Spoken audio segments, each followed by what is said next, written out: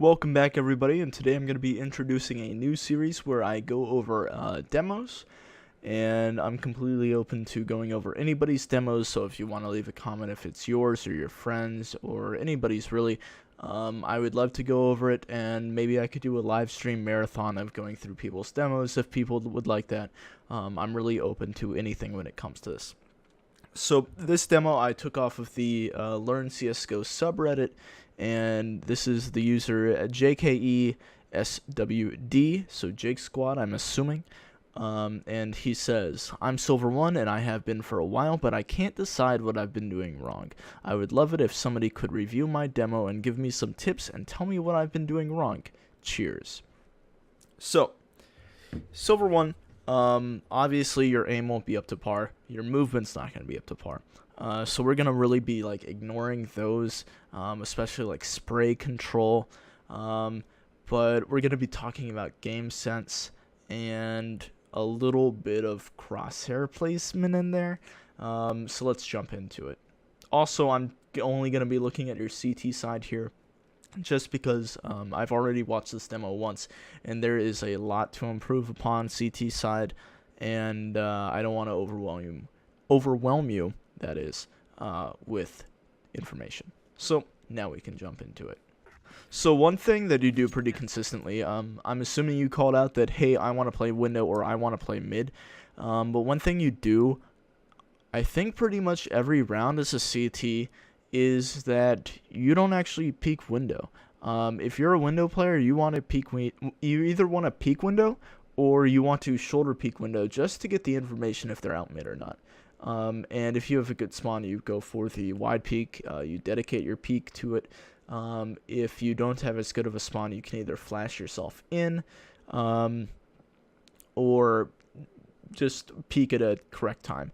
Also, none of your teammates bought armor on pistol round. I don't know what everybody is saving for. Are we doing a 4-man op setup? The one guy bought a P250. Alright. Don't buy P250 CT side. P250 literally is worse than a USP or a P2000 pistol round. Okay? Maybe in Silver 1 it's not, because you're going for the body shots, not the headshots, but at that point you're just developing bad habits. Okay? Buy armor pistol round unless you're going for an op. Even then, you're just, by not buying armor pistol round and going for an op, you're saying, hey, I'm probably not going to get any kills and we're probably going to lose these rounds. Okay? You're not really giving up because some pros do it, but it's not as meta as everybody buying armor. Maybe your mid player buys a kit because he's the first one to rotate everywhere, but besides that, you want to have everybody buying armor. So let's continue. Yeah, you're going to peek Palace here, even though you already have 2 people A site. You are a little bit late to rotate here, like they're out on B, and you're still holding A. Obviously some movement issues, and here, this is one of the problems that I had with your pistol round. You have market control. You have full market control. Your teammate just died door, but you know that nobody's pushing indoor. You have full market control, and then you back up, and you give it back to him. I highly doubt that you were waiting for your teammates to make a play here, but you just give it back to him, and then you take a long time to really retake it. And then when you do retake it, you reload while peeking an angle, which is just a bad habit. Somebody could easily peek out and kill you.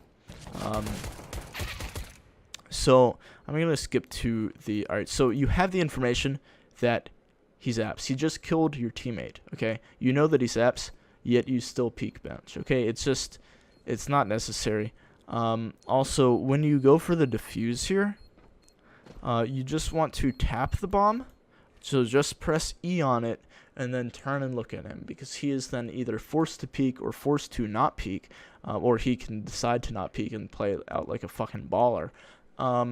But so you just want to tap and then turn and look. You don't want to hold it for a couple seconds and then get off of it and then not even like look at him. I don't know what you're looking at here. You're not pre-aiming the only angle that he can peek you from. It seems like you didn't know the angles that well and you thought he could peek out the window here. But so you see him and then you go back for the defuse, and that's just the misplay, and you'll get better with that over time. So we're gonna skip to the first gun round, which I believe comes on. Oh, sorry, it was round 3. Well, round 4. I'm not good at demos. Here we go. And I'm assuming that Piggy18 is a Smurf on the enemy team, considering he only bought Deeg when he had 6,500. But once again here, you're the opper, you're the mid player, okay? You don't play mid. You're just watching Palace. It's simple things like that. It's just that I wouldn't even think that it would be an issue. But yes, as the mid player, you have to hold mid. You're doing your team no justice. They don't know if they're out mid. All 5 of them could be out mid, and you would have no information. So this round, I think, wraps up without like too much happening.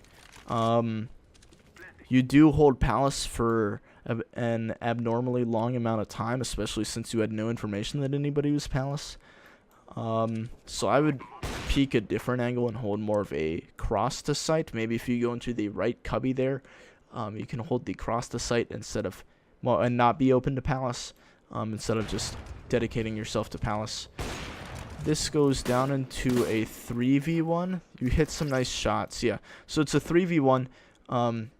You have a Molotov here, and you don't use it. The guy's hiding firebox, and all you have to do is molly fire, and he's dead. Even if you don't know that he's fire, you can still molly fire and clear out that spot for your teammates. Be like, hey, he's not fire, he would have burned to death. Also, it's a 3v1. You just wait for your teammates here in jungle, and you all push together instead of giving him 3 separate 1v1s by taking the time to run out CT and just not playing with your teammates. So you have a molly here. If you mollied him right there, he would have been dead. So let's skip to the next gun round, which I believe it won't be that round. It's this round. So let's see. So you actually go for the mid peek here. You miss the shot. You go for the wall bang. You're doing a great job at not re-peeking. I thought you were going to swing out again. You did not. Hats off to you there. You do go for a flash. Once you throw that flash, you have to understand that you're susceptible to a cat push, and they can see you from there. So you have to fall back, play a bit more of a passive angle. He almost gets you there. And now you're just playing a bit more passive, which is good. Correct play. So you guys lose that round. You buy back up. That molly is way too early. Nobody's going to be Palace that early into the round. I would even, well, like, if you really want to prevent a rush with that molly, I would wait another 5 seconds before I threw that. Just because the timing of people getting into Palace, nobody's going to be there that fast. But overall, I wouldn't like to see that molly thrown. Just because it's not that useful. I would rather save that molly for a retake. Maybe throw a smoke down apps. Well, Palace, I mean. And again, you don't peek mid. You just leave it open. There's 3 people out there. You have no, like, you don't know that they're out there. This connector smoke, I wouldn't even consider it a connector smoke. I'm going to jump in game and teach you how to properly smoke yourself off and flash for yourself. So to throw proper connector smoke, this doesn't really do too much. And that went further than, well, like further in than yours did. So this doesn't do too much. As a T, you're kind of just confused by this smoke. It's easily able to be pushed through, well, because like it's not that deep, so you can kind of peek in. So a better smoke would be an underhand and aim at this corner. Okay, so it bounces off, and now connector is smoked off. If they do walk up here, they're still walking through a decent amount of smoke, and they can't really see into it. So if you're gonna hold this angle, you can now see over, especially if you crouch and they can't see you too well. You can also hold underpass here. Here, let's rethrow the smoke. You can even hold underpass here, and it's hard for them to see you. A flashbang in, you can do a half throw and kind of aim it at like this black. If you're standing in the doorway, if you aim it at this black and you throw a half throw, that will flash. It goes out a bit far before it really flashes, so you can do an underhand throw here, kind of walk it. And at a silver level, they're not gonna turn from this. This one, if they don't see it bounce, they probably won't turn from it. But at a silver level, they're not gonna be turning from flashbangs. So like a half throw here, and a half throw is done by holding either one of the mouse buttons and then pressing the other and holding it down. So you're holding both mouse buttons and then you throw. It's not as hard as a left click, and it's not as short as a right click. So in the same round here, you're gonna go for this kill. You can't jump up on this box. Once again, I'm gonna jump in game and show you. So yeah, you are unable to jump up on these cinder blocks from that angle. You can get into this window though and jump up on these cinder blocks. So I'm not a big fan of strafing with A, like that.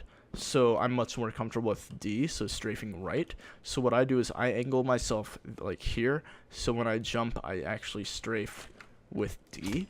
And then once you get up here, you can get into vent. So strafing is just when you jump, you just hold like A or D. So I'm holding W, and as soon as I jump I hold A, or I'm holding W and as soon as I jump I hold D, and I let go of W after I jump. So it allows you to, well, that's how you then B hop. You just switch between A and D. But yeah, so if you strafe with A here, it's probably gonna not go well for me because I don't like doing it.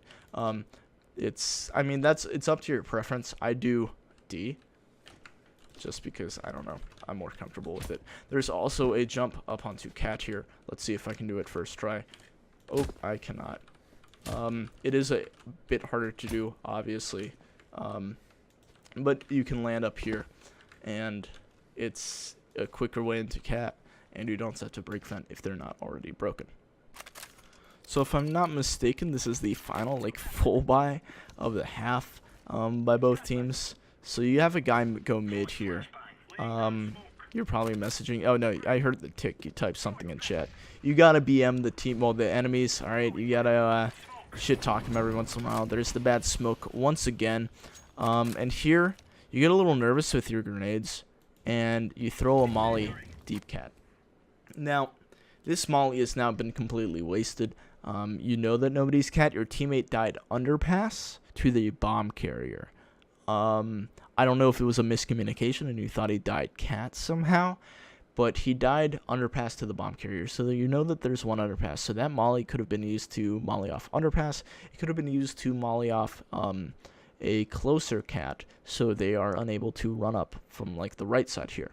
I'm trying to point to it with my, yeah, very smart. But no, this molly has been completely wasted because you know that nobody's there, yet you still throw it. So actually it looks like we might get a full buy here.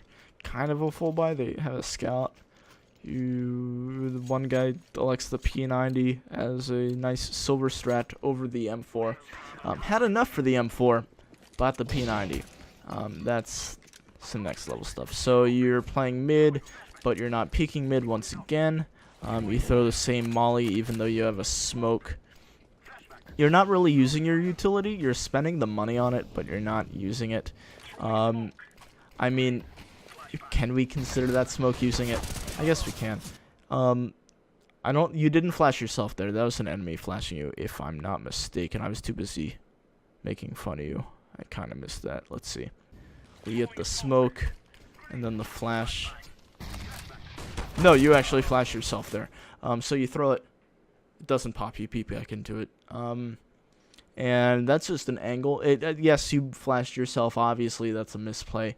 Ignoring that, that happened because you're the mid player and you didn't play mid. You have full A control. Both your teammates are completely pushed in. You're supposed to be the mid player. You have to watch it and be like, oh shit, they're gonna run up, and maybe play a more passive angle. But because you're not actually watching mid, they're allowed to completely run up. So this officially is the last full buy by either team for the half.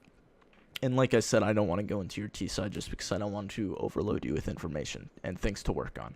So overall, you have to play a tad bit like smarter, like think, use what the enemy, well, like the information that the enemies give you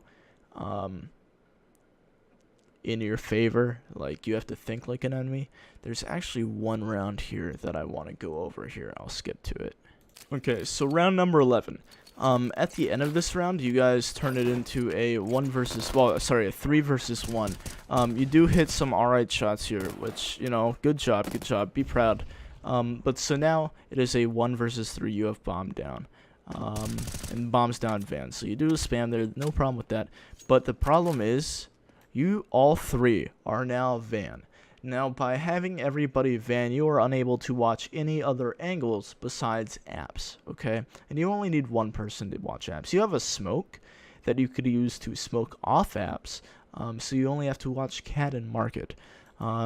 So after, like, you, like, have this powwow van, you don't really hold an angle for, like, 15 seconds. So you're looking at the gun here, you're looking at the bomb, you're not holding anything. Like, yes, you can see into apps, but you're not holding it. Your crosshair is not there. You look down at the bomb, gun, bomb, hand truck, yep, teammate. And then once you get in here, you're still not holding anything, really. You take your knife out, and now what you've done is that you've turned this 3 versus 1 into a 1 versus 1. Your teammate already made the stupid decision of pushing all the way up cat, even though you have bomb control. If you have bomb as CT, the T's have to push to you, okay? And so your teammate made bad decision as well, but you push through apps. Now that you're so far apps, if this guy Market had pushed out and peeked van and killed your teammate, he would have had bomb in the sight all to himself, and he has full nades. He could have smoked off apps. You would have probably pushed through it and maybe gotten killed. And then he can use the molly post plant to molly off bomb and stop your all defusal. So by pushing this far, you even get almost all the way into T-spawn. If he were to kill your teammate right here, I say 50% chance he wins this round. Just because you guys are so far off and he has so much time to go anywhere. So stay with bomb if you have it down. And that pretty much wraps up this video. Again, if you want me to watch your demo or a friend's demo or just anybody's demo, please feel free to link me that demo. If you do want me to do a stream of just going through people's demos or your demo or whatever, and you can comment and ask questions throughout the stream, I would love to do that. Just let me know. I might just do it even if nobody says anything. I'll probably get like 2 viewers, but that's totally cool. I'm totally willing to do that. And thank you all for watching, and I hope you have a good day.